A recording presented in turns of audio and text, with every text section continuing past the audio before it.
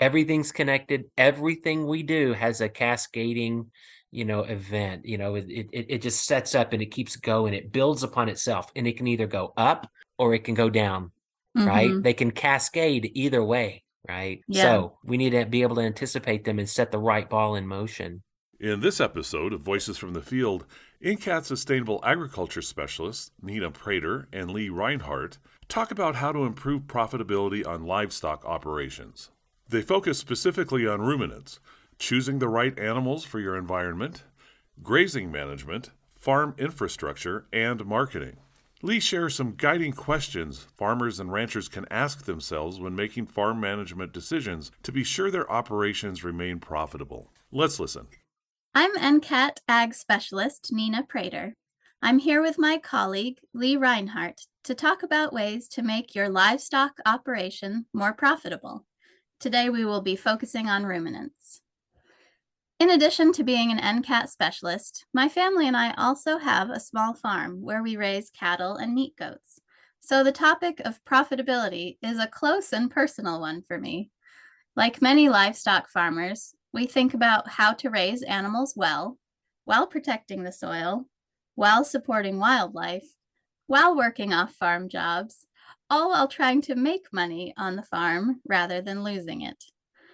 Today, we are going to focus on ways to increase profits, no matter what scale you're operating at. We want to offer ideas for you to think about and see if they might work for you on your farm in your context. There is no one-size-fits-all road to profitability. There are many ways to increase income and decrease expenses, and we'll talk through some of those today. So, Lee, the first question folks might want to ask themselves as they start to look at their farm financial well-being is, what are their overall goals? Ah, yeah, thanks, Nina. I've been really looking forward to having this conversation with you. And, starting with goals, is going to be, I think, the most important thing, right? What is it that you're actually trying to do? Ask yourself several questions. Is profitability important to you? Right? What scale are you here? Is this a small scale farm? Are you envisioning a business enterprise, or is this just a hobby? Really kind of get an idea of what your expectations are and what your goals are. If you're a beginning farmer, if you're just starting out with a farming enterprise, or if you currently operate a farm, you're doing so within a system that is already set up for farm failure, especially for small farms. The system we're in basically supports the large agribusinesses, and there's no real support for small size farms, and that bears out everywhere we look, right? So I think really getting an idea what your goals are and understanding, is this a hobby, or do I really need to, make a living at this?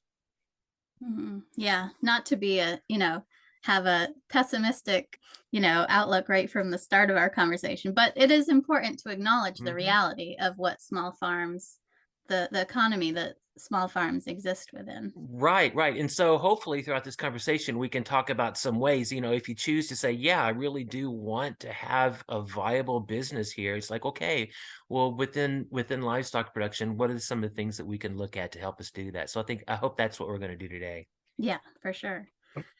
So after folks have figured out their goals and where they're aiming, it's probably a good idea to understand where they are right now in terms of profitability.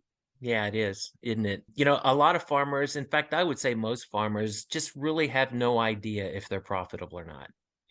Many people don't track their expenses by enterprise.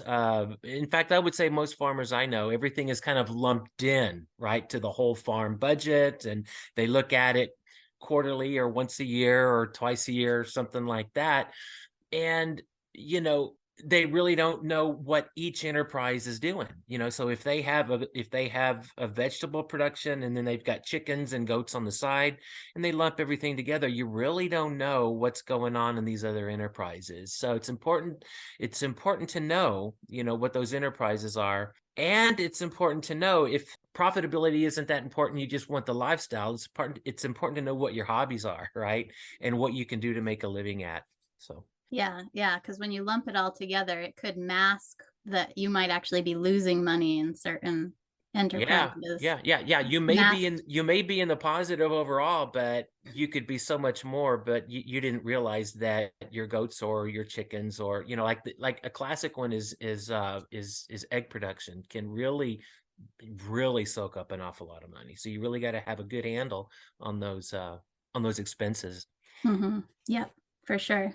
And then, like we talked about at the very beginning, we aren't farming in isolation. We are within Right. a larger system. And as part of that larger system, there's so many outside pressures to get farmers to spend their hard earned money. I mean, catalogs that come in the mail, advertisements from Tractor Supply. Mm-hmm. Mm-hmm. um, and choosing how to spend that money wisely isn't always clear and easy, is it? No, it's really not, and there is some pressure by advertisers. They have their budgets that they look at, believe me, a lot closer than we do, right? Than we look at ours. And they put pressure on the American economy and especially farmers to spend their money.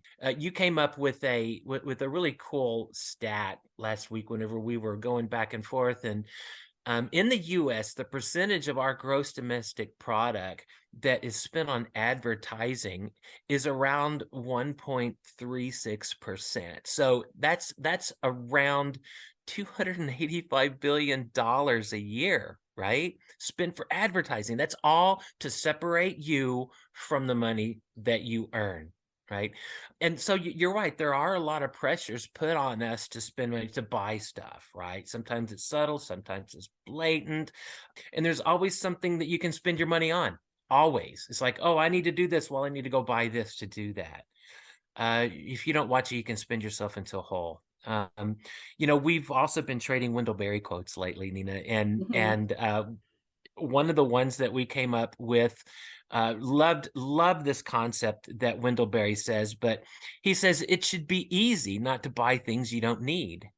But people spend billions on advertising to get you to buy stuff, right? So the first thing we need to think of then is like, is this really necessary? Do we really need to spend money on this? It should be. I want to re-articulate that because when I first read that quote, it just blew my mind. It should be easy to not buy things you don't need. Like, oh, it is.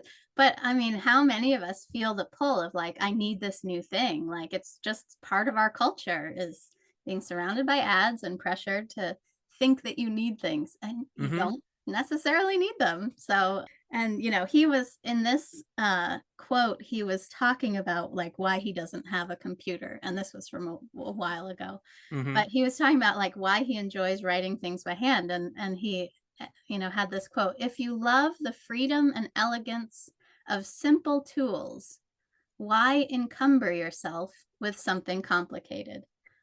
I think of that in terms of like farm tools too, Mm-hmm. like Mm-hmm. if you Yeah. freedom and elegance of simple tools. I just thought that was so great. Well, even with some other concepts that we're going to be going on in our conversation today as well, it can be tools and it could be procedures and methodologies and practices that you do as well. And in other words, choosing the right livestock for your landscape can save an awful lot on expenses, especially feed costs. So basically, this whole idea of profitability with livestock, it's a function of assessing what you really need to spend your money on while reducing your inputs as much as possible and finding ways to increase your income when you can. Increasing income comes with a lot of hard work, we know, right? Especially for livestock producers. For instance, let's say you decide to get more income through higher prices that come with direct marketing instead of sending animals to the terminal market. Well, of course, that comes with an awful lot of, a skill set and knowledge in marketing and such that you're going to have to spend your time on instead of spending on other things, right? Hmm. Yeah, so a lot of decisions to make throughout this process. So let's talk about reducing costs to start. So, Mhm. which is something farmers really have a lot more control over. What are some things people should think about when selecting what kinds of animals to raise that might Mhm. reduce their overall expenses? Mhm. Yeah, and I think that's probably one of the first things we need to do. I think a conscientious livestock farmer is going to look at certainly they're going to look at their goals, right? What is it you're trying to get? That's going to narrow down the types of livestock that you're going to be get. And then think about, look at the landscape and what will the landscape bear? What is the carrying capacity? What types of plants grow naturally there and at what rate? And what is your annual yield? Things like this. What's the makeup? What is the composition, right? What's the seasonality of plant growth? How much rainfall do you get? All these things come in together to help to choose a particular species, particular breed, and a particular class of animal. And whenever I say class, I mean the difference between, say, breeding animals or feeder animals, stockers, calves, ewes, lambs, whatever, right? But the main thing we want to do here is in order to set ourselves up so that we can have lower costs, is try to match, the species, the breed, and the class of animal to the environment that we have. It's a lot easier to be profitable whenever your livestock and your production system really fit closely with your environment. And, for instance, with cattle, if you're looking at, let's say you're in the southeast and you want to raise grass finished cattle on their particular soils with their particular ecology and seasonality of forage growth. South Poles, piney woods, Devons, these types of cattle typically work a little bit better in those regions. And so I think just really getting a handle on the species, breed, and class of animals is going to be really important to set yourself up to be profitable, because those animals should be selected for how they match with the environment. And they'll thrive in those environments rather Hmm. than like struggling to deal with the heat or whatever. You want animals that will thrive Exactly. easily. Exactly. So, any tips and tricks with cattle selection? Oh yeah, absolutely. So with cattle, I think the first thing you need to do is select those animals. Number one, let's say you're gonna be a grass farm and you're gonna finish on grass, or at least you're gonna have grass as the primary source of nutrition for the animals. So as much of the year as you can, you need to select those animals first off that are going to be good grazers. And the ones that I mentioned, the piney woods, the Devons, the South Poles, and such like that, are going to be good. The low line Angus, stuff like that, are going to be pretty good for that. Select them for the toughest times of the year, in your environment. It could be the humidity in the summer. It could be up north. It could be 10 degrees below zero, whatever. But selecting those brood cows for the toughest time of the year, I think is going to be one of the tips that I would suggest for cattle selection. I would try to select cattle that are, number one, really good maternal animals that are going to give a calf every year, right? That's the main thing. And so that you can really scrunch up that calving season and get it as short as you can. Really responsive animals with a short calving season, and having those calves come whenever the grass is starting to turn green, so that you are matching the environment, right? It reduces stress on the animals. It provides a higher quality of forage for the animals. And by the time the calves are ready to start nibbling, they've got green stuff they can learn from their mothers, right? Hmm. And for your genetics that you're going to select are really going to kind of go in with selecting cows for the toughest time of the year. Get those that can deal with your system and that really don't need high rates of gain on supplementation. We want to have minimal supplementation on pasture. We really do. We want them to thrive with what's there, and just give them maybe a little bit of protein sometimes if they need it, or certainly mineral supplementation. But I would try to find those animals that are really fit your climate. Smaller cows for sure, right? I would definitely go with smaller cows, and those piney woods and Devons and South Poles kind of fit that bill. You get with the smaller animal, actually get an increased stocking rate. You can get more grazing. You can spread your overhead among more cows because you have an increased carrying capacity. So I would say let nature do most of the work here, and try to pick those animals that are going to fit with your environment. Hmm. Hmm. Another thing that we've learned when we've chosen livestock for our farm is buying them from farmers that manage their farms and livestock the way you want to manage yours. Mm-hmm. So if you're a grass-based farm, buy your livestock from a grass-based farm. Mm-hmm. I think we made a mistake early on of getting some fancy breed that was registered, and it looked amazing when we went to see it, but we didn't know they were feeding it tons of supplemental grain. Mm-hmm. And then when Right. we got this bull on the farm and we didn't supplement with grain, it had to survive on grass, it really suffered. So we learned our Yeah. lesson the hard way that time. Yeah, yeah, and you see it a lot with dairy producers, especially a producer who wants to transition, let's say, from confined, grain-fed production to a grass-based dairy, right?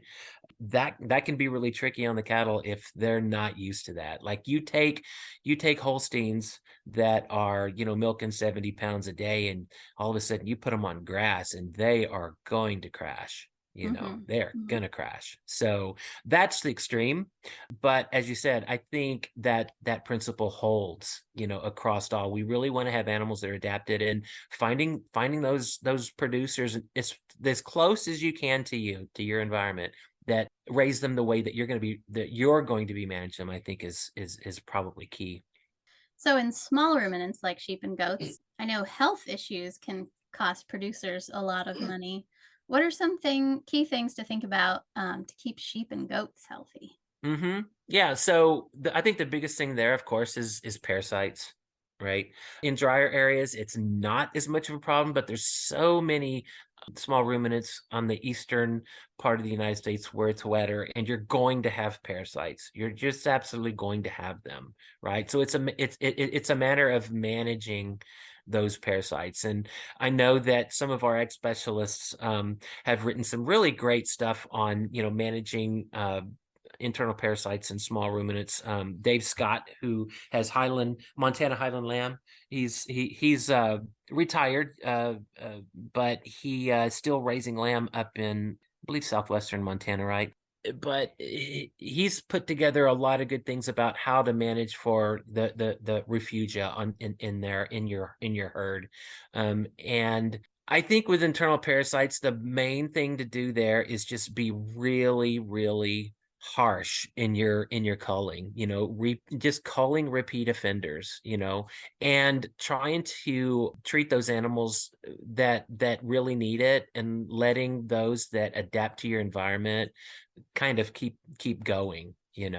There's an awful lot of grazing management tips that you can do. Grazing high, making sure you don't graze below 4 or 5 inches, having a good 40-day rest period, in order to clean up pastures. But I think parasites are going to be one of the biggest things that small ruminants are going to have to deal with. That and predators, right? I Hmm. mean, predators for sure.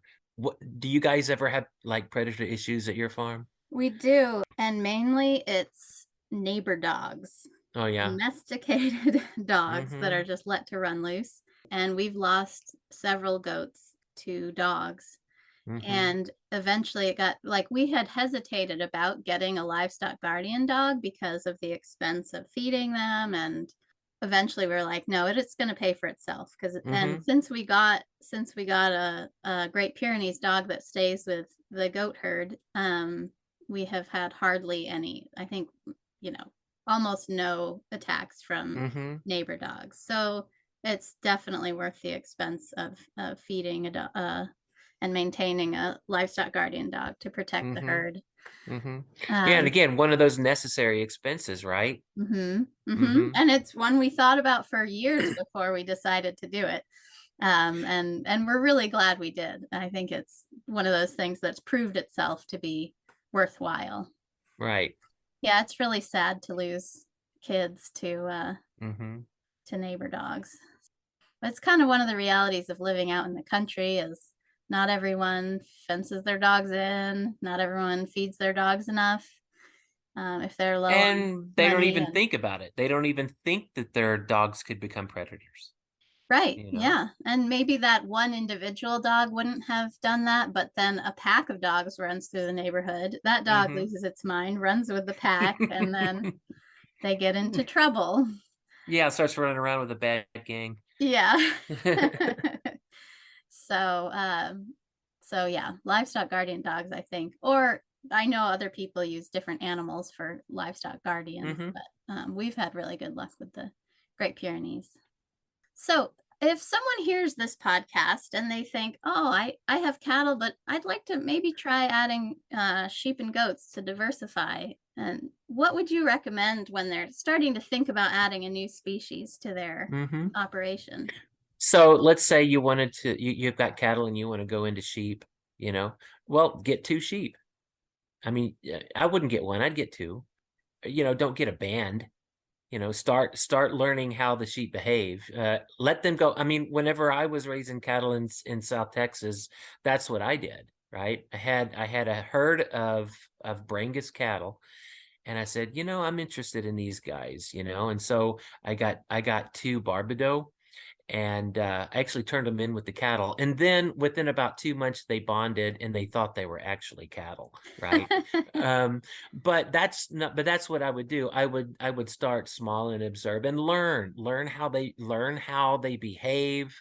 Oh, and it's fun to watch. It's fun to watch sheep or goats just go up to the feed trough and just butt a 1,200-pound cow out of the way. It's kind of cool, but that's what I would do. Just start small, learn how they behave, learn what they need, and then scale up and think about all kinds of other things you're going to need as well. If you're set up to handle cattle, you're going to have to be able to have a space to handle small ruminants as well, right? So, what does your infrastructure look like, right? Will your fencing work for all species as well? Right. Mhm. So, yeah. So I mean, I would say, go for it, right? Totally experiment here, right? But again, don't spend so much that if something happened, you lost, 20 ewes or something, it would be devastating. Just give yourself some room to learn.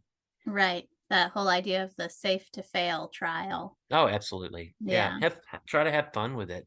And then, Yeah. and then the thing is if you realize, I don't like sheep, well, then you're only down 2, right? They can Mhm. become pets and then they can just hang with the cows and it's no big deal, right?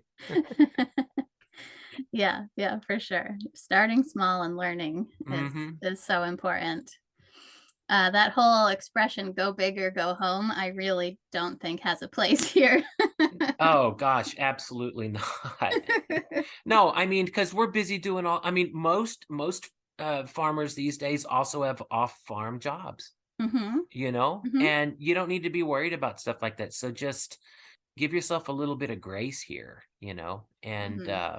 and the ability to learn. And if it fails, it's not that big of an expense, but you learn something, Right. you know. Yeah. So, selecting the right species and the right breeds of livestock is really important just to set yourself up for success. And after that, you have to make sure that you are feeding them enough and feeding them the right nourishing feed. And that's like really the next critical piece to think about, since feed costs can really cut into profits if you're not Hmm. careful. But you want to make Hmm. sure you're spending enough so that your animals are healthy and thriving. Hmm.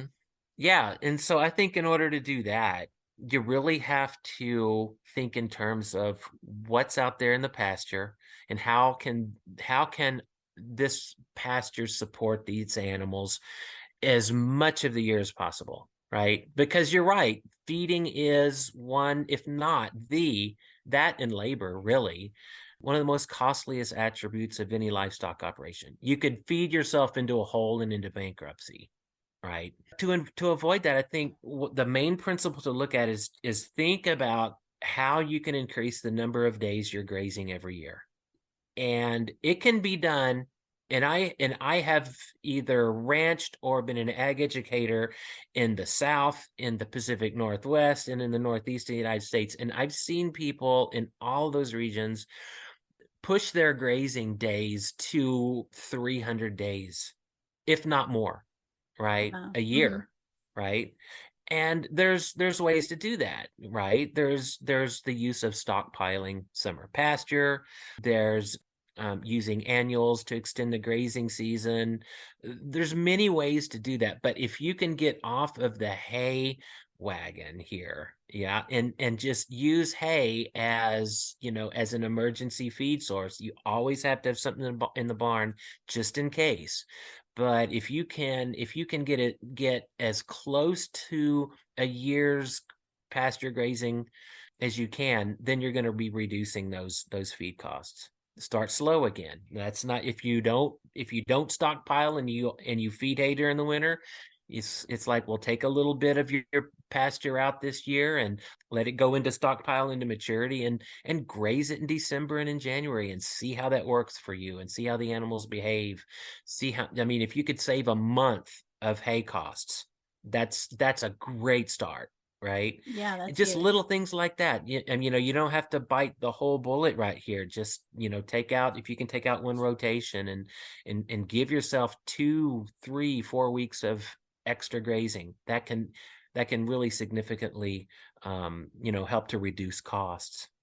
And then matching the animals like highest nutritional needs with the seasons. You were talking about when to plan your calving Mm-hmm. season to Mm-hmm. match when you have the most grass and things like that. Oh, That's another way to. absolutely. Absolutely. Again, it's just kind of, again, matching those animals to the environment and letting nature kind of tell you, what the land can bear and what it can do, because it can support an awful lot, especially if you're adaptive in your grazing and you have some sort of rotation and you allow for adequate regrowth before animals graze again. It's amazing what you will see out there with productivity. And I loved your interview that you did with Justin Morris about improving or really maximizing photosynthesis. I encourage everyone to, if they really want to ramp up nutrient density in their pasture and all of that, to go listen to that episode too. Yeah, Justin's amazing when it comes, because he thinks really, really deep about forage grazing and pasture management. He's brilliant, and I do too. He put that one together, and we kind of had a conversation, and I learned so much just talking to him on that podcast. He's brilliant. But you're right. We also did one on how to prepare summer pastures for the winter grazing season. And as we were doing that podcast, we did that one, I don't know, I think it was probably last summer we did that, but you can find it on the ATTRA site. And one of the things that really occurred to me is that really what we should be doing as summer grazers is managing for winter stockpile that should be our whole goal of summer grazing. you know they're going to get their nutritional requirements. We've got green growing grass as long as we've got water, right? And if we have a good rotation, we follow the good principles of grazing management with grazing periods that aren't too long, less than a week, and really, really long recovery periods, so that the grass can recover. The animals are going to get what they need, and then we can really focus on managing that for winter, because winter is the toughest time of the year in most parts of the country, and we have generally been in the mindset of, well, I'm just going to put up hay for that, you know. But if we could park the tractor, keep enough hay just for emergency, and then just think about how we can manage that pasture for winter stockpile, I think we'd be amazed at what we can do in increasing the number of days grazing. And hay costs can go up really high when on bad years. So it's one of those expenses that you just never quite know. You can't really plan for it at the beginning of the year because you don't know if it's going to be a drought, or if fuel Mm-hmm. prices are going to go way up, or fertilizer prices, like we've seen, have gone way up. So, Mm-hmm. hay prices are all tied into that. And so Yeah. if you can reduce the volatility of your feeding system by, growing most of your forage yourself, then you're much better off in terms of profit. Well, I absolutely agree with you. And then you can look at, purchasing hay as an investment in the farm or ranch. You could think about that. Yes, you're going to need that hay to provide forages for your livestock, but not only are you doing that, but you're buying nutrients for the soil as well, because you can roll that out on pastures that really need it, feed on your most inferior pastures, and really build carbon that way. So again, you're doubling up there on expense. That expense is taking care of two really key necessary things that you need to be successful.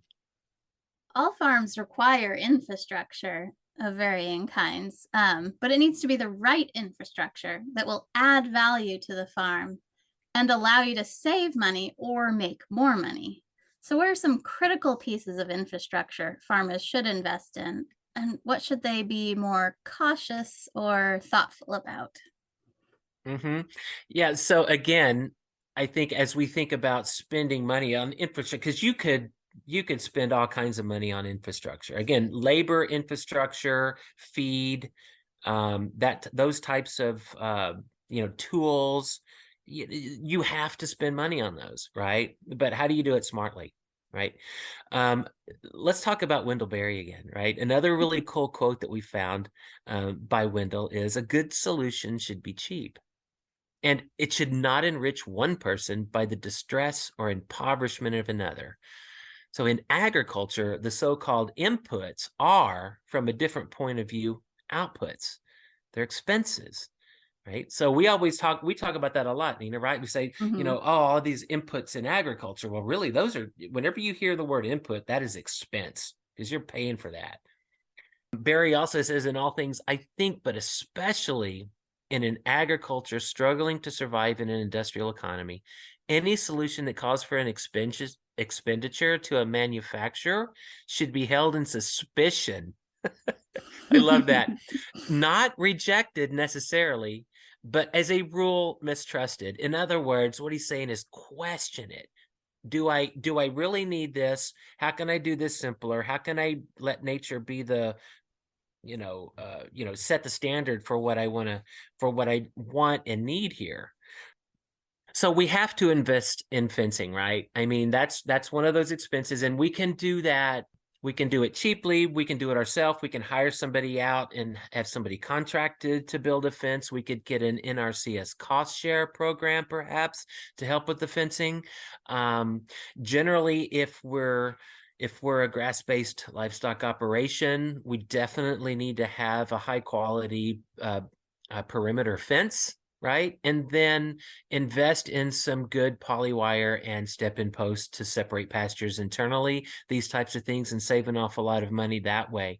So you just think in terms of looking at those inputs, which are expenses, right? And start asking yourself those questions. Should I trust should I trust this? Do I really need this? Well, yes, I definitely need labor. I definitely need to have decent facilities.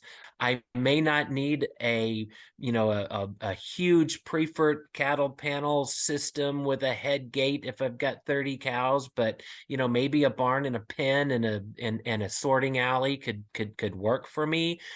Think about that type of things. The main reason I say that is we don't want to go into debt with infrastructure, because then you're just then you're just paying interest, and I'd rather pay interest on cows and then pay those off, right? I don't want to pay interest on hay machinery either. I would rather have the cows or the sheep out there harvesting that ground too, and then buying in the hay that I need. So I think those are the things that we need to look at when it comes to infrastructure. And it's for sure a balance of wanting to get like the right tools for the job, the right kind of fence, the right electric, Mm-hmm. fence charger without going overboard. Because if Right. you do go too cheap, then you'll just be fixing it all the time, or it won't keep the animals in, or so it's Mm-hmm. this balancing act. Sure. um but I agree, like if you can do it a piece at a time, add Mm-hmm. electric fence to one field one year, add it to the next field the next year, as you can afford to pay for it. Right. Like you said, you won't be having to pay interest on loans that you took out to get all this done. Oh, I agree with you. Mm-hmm.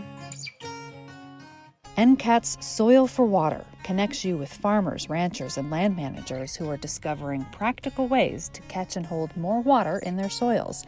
Find their stories of success, practical tips for soil health, and more at soilforwater.org. All right, so we've talked a lot about reducing costs, but increasing income is also something to look at to improve profitability. What can farmers do on the marketing side of things to increase the money that they get for the product that they're raising?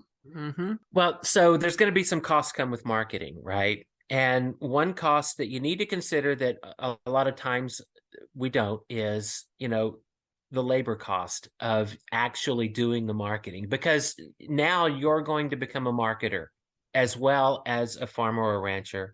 And then if you have an off-farm job, you've got that as well. And then perhaps you're a mother or a father and you've got kids and you've got a household to run as well, right? So we need to look at that. We need to look at that opportunity cost for the amount of labor. And whenever I say that, also think about, the capacity you have, the the education and skill set that you have for marketing, right? Because it's going to take some different synapses in different areas of your brain now, because you're going to have to think about advertising and transportation and lining up processors, especially if you're going to have value-added products or if you're going to be doing any direct marketing. You can definitely improve profitability with direct marketing.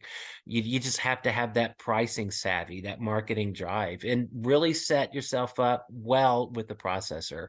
I was talking to a farmer last week, and whenever they were just starting out, and this farmer was telling me, it's like, here's some of the mistakes I made, and one of them was they had a calf crop, and I'm talking maybe 3 or 4 animals, right? They started small, and they had maybe 3 animals that were ready to go to the processor. And so she called the processor and say, when can I bring these?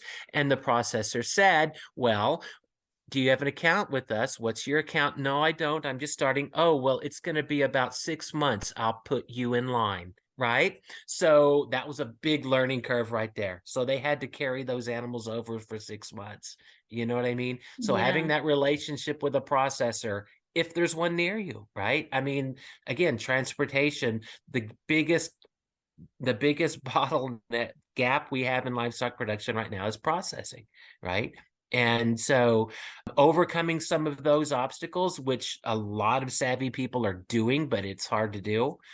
That's what I mean. If you're able to do that, you could be successful in direct marketing, getting yourself established with the market and with a processor. And then I'm telling you, as we all know, people are looking for good grass finished meats.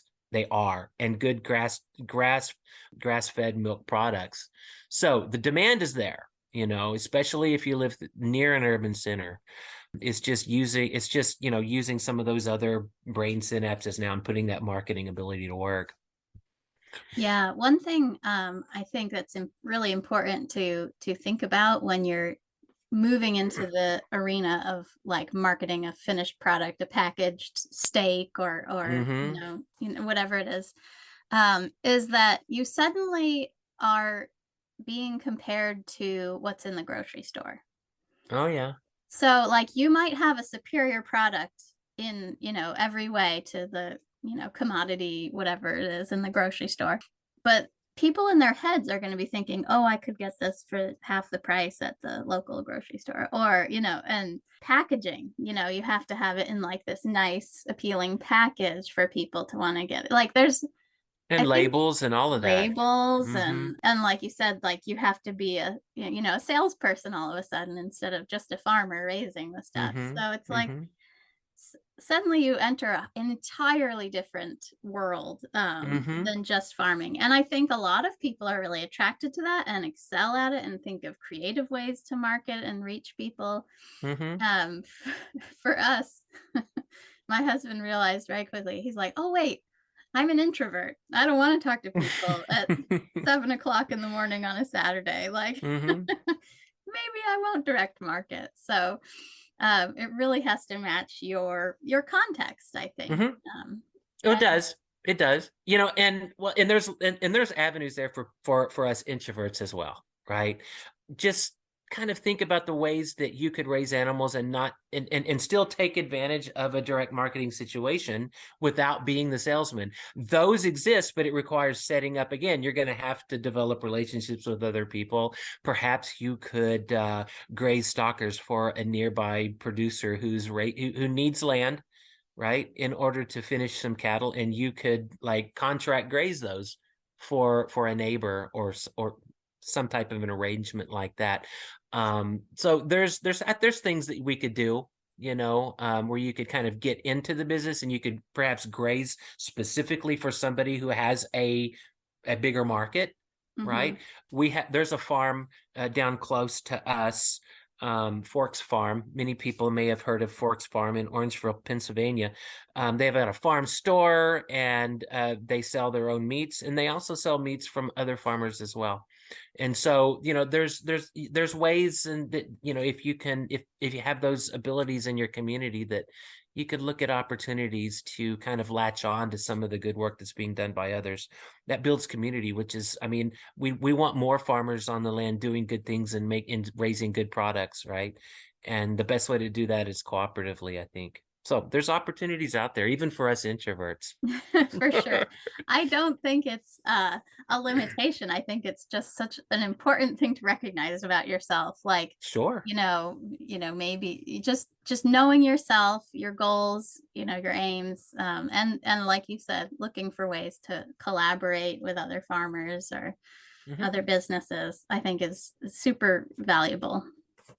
Absolutely. There are times when it is important to invest money in the farm. What are some questions farmers should ask themselves before buying something or in making an investment in time or effort to make sure that you're investing appropriately? Yeah. So I guess what I would say here is everybody should get that Wendell Berry quote and just put it on their refrigerator, right? And it's like the one that we were talking about earlier, like mistrust the advertising. It's like, think hard about it, and then ask yourself several questions. Okay, I'm thinking about buying this. What should I buy this? You can ask yourself things like, will it save me time? Right, your time is important. Again, labor is one. A lot of times we don't track that cost, and we probably should. But labor is a high cost. Will this save me time? Will it increase the number of days that I'm grazing? That's really important, because that's going to directly affect how much we spend on feed, stored feed, supplementary feed, this type of things. Is there a cheaper way to get this done? Okay, and I think it was important, Nina, for you to, when you mentioned earlier, we're not talking low quality stuff here, right? I'm not going to buy crappy tools, right, and then have something break and then get upset and have to run into town or whatever. Is there a cheaper way to get this done? Is there anything I can do with something I can build? Or maybe I just need to adjust the way I do things, right? In other words, just by rotationally grazing and providing enough recovery time for plants, that act in itself gets rid of the need for supplementary, I mean, not supplementary, but subdivision fences within a pasture. You don't need them anymore. You can just use polywire instead of high cost, permanent fences. You know what I mean? I think the last thing that we would ask ourselves is, does this bring me more in line with the natural environment on my farm? Will it help me to go along with nature? Or if buying this, will I be fighting against nature? You know what I mean? So I think if we kind of, be skeptical, but then realizing we have to get our work done, ask these questions and run it through that filter, maybe that can help us to save a little more money on the farm. Because livestock will eat up your budget if you're not careful. For sure. Yeah. And I think also making decisions in a panic it often leads to buying extra things you might not need. Like, I've done that panicking before. to get something done. Yeah, exactly. I'll just run to the store and buy this and put it on the credit card and worry about it later. It's like, to try and avoid those moments of panic. They always happen, but try and avoid making any big decisions when there's a crisis. Other things like, is there a cheaper way to get this done? Like one big expense people often take on is a tractor. And it's Hmm. like maybe looking at how you're running your farm. If you only need a tractor a few days out of the year, maybe you could work out an arrangement with your neighbor that has a tractor, and renting it from them Hmm. for a few days gets those jobs done, and Hmm. it ends up being a lot cheaper than owning one yourself, I think. And a lot of equipment's like that, you might just Right. need it for a little while. Maybe Right. you could borrow or rent it. And that's really important because, if you've got a grass farm and you're probably not going to be mowing or anything like it. If you need to throw out lime, or if you need to throw out, broadcast seed or something like that, a four-wheeler and a broadcast seeder can work wonders, Mm-hmm. for overseeding pastures and such. And maybe, every spring or something, you'll borrow the neighbor's tractor because you need to dig a post hole or something. I don't know, right? But every now and then you are going to need something like that. But if you park the hay equipment or put that stuff up for sale, that tractor is going to be sitting there for most of the time, you know, Mm-hmm. which Yeah, is what we want on a grass farm. right, And exactly. as I say that, I think about all the wonderful farmers out there who love driving tractors. And believe me, it's fun. Maybe you just keep a tractor for, like, driving to church on Sunday morning. I don't know. That'd be fun. I know, of the all the farm equipment, it's like the one tied up so closely with a farmer's Hmm. identity. And Oh, right. I've driven tractors. They are fun. They Of are fun. course. Yeah. Of course. But if you just have to have one, Hmm. maybe that's your hobby. Yeah. Okay. So recognize that. That's the hobby. That's good. Okay. The farm is not going to be paying for this. Something else is. Yeah, yeah. So as we've talked, we've sort of focused on animals, and then grazing management, marketing, infrastructure, and just for the sake of clarity to focus on those things Hmm. in the conversation. But it's all interconnected and inseparable in real Hmm. life. Hmm. Oh, yeah. Absolutely. Alan Williams talks about the principle of cascading events, and if you're not familiar with that, I mean, there's several videos that we have of him, and you can just Google Alan Williams and come up with his principles of adaptive grazing. And basically what he's saying is that nothing happens in isolation. Everything is connected, right? If we do one thing, if you make one change, it's going to cause cascading events. Things are going to start happening down the line, right? And so we need to anticipate them. And that's kind of what it means to have an adaptive mindset. Many people have heard about adaptive grazing, and perhaps there's many adaptive grazers who are listening to this podcast, right? But that's what it's all about, is anticipating change, observing, and then adapting, right? For example, like if you're thinking about, how everything is connected and everything is kind of holistic, right? Think about this idea of adaptive grazing for resilience on our pastures. This starts with the principle of our soil health principles of keeping the soil covered and minimizing disturbance and having like lots of diversity in the soil. We start with that principle. What does that bring us? Well, that brings us more forage. It builds the soil structure so that we have better water holding capacity.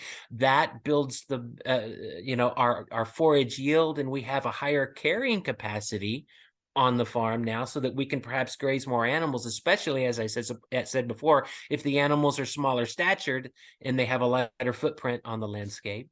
We have higher nutrition because we're grazing adaptively. We are allowing for enough recovery. We're putting the animals out whenever the plants are at their best nutritional quality. We're having animal impact. So the animals are defecating and urinating and getting their saliva and all of their bacteria onto the soil, and it's contributing to the diversity of that microflora in the pasture, right? So you think about all of these different things that are happening just from one decision to like try to set up a resilient grazing system. Everything is tied together, and it all started from those four soil health principles, right? So you're right. Everything's connected. Everything we do has a cascading, event. It just sets up and it keeps going. It builds upon itself, and it can either go up or it can go down, right? Mm-hmm. They can cascade either way, right? Yeah. So we need to be able to anticipate them and set the right ball in motion. Yeah. As you were talking, I remembered, I can't remember who it was, that I heard talking about soil as if it were a bank account. And Oh you yeah. can't constantly withdraw from a bank account without it going in the red. And so as you were talking, I was thinking all of this positive cascade of events is really adding to your soil's bank account. It's an Mm. investment in your soil, which will just lead overall to a financially healthier farm business. Mm-hmm. Yeah, you're right. I heard a farmer one time say, this was Gil Yearwood. He's a grass finish producer in Virginia, and he told me, he says, whenever I learned that if I leave grass in the field, I will never run out of grass. It was just a foundational change in his perspective. Right. Before then, I mean, if you continuously graze, you're looking out there, it's like, where's the grass? Where's the grass? You see little tufts of old wolfy stuff, and the grass doesn't seem to grow because you don't realize how much grass is out there because animals are always eating in a continuous grazing situation. But again, with the whole idea of the bank account, if you leave some of that in there, it's going to compound.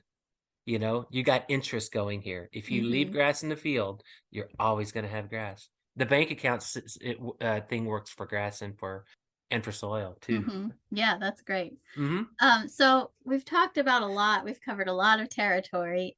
Where should farmers start after they've listened to this episode? What should they start working on? Yeah, so every farmer or rancher out there already knows where they need to start because you know where your weakest link is, right? And if you don't, well, then think about it a little bit. What's that one thing that you can't make a single change on the farm unless this one thing is addressed, right? And could be fence, it could be stock water. If you don't have water in the paddocks, then it makes it really hard to rotate. Things like this. What is your weakest link? Work on that. That is, run those questions by, as you look at the inputs, but that would be a good thing to spend your money on. It's like, okay, I can fix this weakest link. Then I can move forward. Now, guess what? Another weak link just moved in its place, and you can work on that whenever you have time, right? Mm-hmm. So I would think about that. That weakest link could be in infrastructure and feeding. It could be cow fertility, right? Who knows? Maybe you don't have the right workers. Maybe it's hard to get people labor, right? How are you going to do that? So I would tell people to look at their weakest link and then keep track of what you're doing. Remember earlier at the beginning of our conversation, we mentioned that, most farmers don't track their enterprises, but start tracking your enterprises. Know what you're putting out for what, knowing what each enterprise is bringing you in return. Yeah, if say you have three different species that eats hay, you can't just buy hay at the beginning, in the fall or whatever, and count that as your hay expense. And you'll never know which enterprise is actually making or losing money if you don't know which one's eating that hay, and how much of it.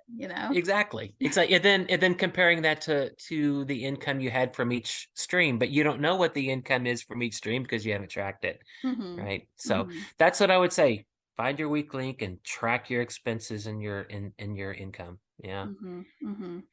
And it might be a little daunting, but it doesn't have to be complicated. You don't have to be an Excel spreadsheet wizard to do this. It could just be Oh yeah. a notebook or we used to keep track of things on a calendar, Mm-hmm. a big desk calendar. Mm-hmm. Sold this animal on this day for this much. Well, I got a really good story for that about, tracking your expenses and such. So I mentioned Gil Yearwood. He's one of our soil for water producer partners in Virginia. And so I was talking with him a couple of weeks back, and he had mentioned to me that he had, he's been fertilizer free since the year 2000. He's been ranching about 350 South Poles, I believe. Yeah, South Poles in Virginia for for 50 years of his life. I mean, he started when he was a teenager, part-time, and he's a full-time grazer now, right? Wow. And I mean, if anybody's interested in him, you can look in our blogs on the website. There's a blog about him where you can read his story. But what I learned was that, prior to transitioning off of that fertilizer, he had been broadcasting clover for several years, so he was concerned about nitrogen fertility. But after he stopped putting nitrogen down on his fields, he had, he got kind of pressured into fertilizing his fescue pasture in August in order to prepare it for the winter. That is a very common practice that people do. They fertilize their fescue in the fall. They get a good stand because fescue is an amazing stockpile grass, right? So he did that. He fertilized it that year. But then what he did was he went back and he compared his grazing data between that year and prior years whenever he did not use nitrogen fertilizer in August. And what he realized, just because he kept track, is that his days of grazing were the same for all those years, right? So the nitrogen fertilizer didn't give him more grazing days. That was what his goal was, right? His goal wasn't, oh, I want more or less pastures, I want more pounds of grass. No, it was, I need grazing days, right? And his grazing days didn't change. And so that was the end of his use of purchased fertilizer forever, right? So again, just tracking your expenses and your performance data, because you have to have something to go back against and track how well you're doing, right? So I would say figure out those things, your expenses, your income, and that specific performance data that is important to you for your animals that would show you that you're being successful. For Gil, it was grazing days, because his whole philosophy is, if he's going to be profitable, he has to graze all year if possible, or as close to it as he can get. And so that's his goal. And so everything is on grazing days. And it may be different on your farm, but you figure out what your goal is and what you're going to track, and then track that for success. So I thought that was a really good story. Yeah. Focusing on, what actually will make your farm profitable, rather than like graze it. For him, sounds like it was, just keep them grazing as much of the year as possible. Right. Rather than, I feel like there's a lot of other focus on, weaning the biggest calves or whatever. Like, what's making you the most money? Make that happen more, Yeah. Yes. What's costing exactly. you the most money? Make that happen less. Exactly. Exactly. Yeah. Which is why a lot of people, are tempted to, calve in January or February, so that in the fall they can have the biggest calves at the sale barn, right? But how about more smaller calves that are healthy on grass, right? If they're, and like I was an agent in Montana and for a while, and I'm telling you, going out to those farms in January and February, whenever they were calving in 30 below, that's not good for animals or people. It's like, put them on grass. Yeah, that sounds miserable. So Lee, do you have any closing thoughts to leave people with? No, there's just not anything that I haven't already kind of been, talking about in our conversation. I think just really think about questioning your expenses, think holistically, and track, track those expenses. Think what your weakest link is and track those expenses. And, I know a lot of livestock producers who are profitable, as a small scale producer. And when I say small scale, I'm talking, anywhere from, 40 to 300 head of cattle. You know what I mean? You can be profitable, but you watch those expenses. Expenses are easier to control than your income, for sure.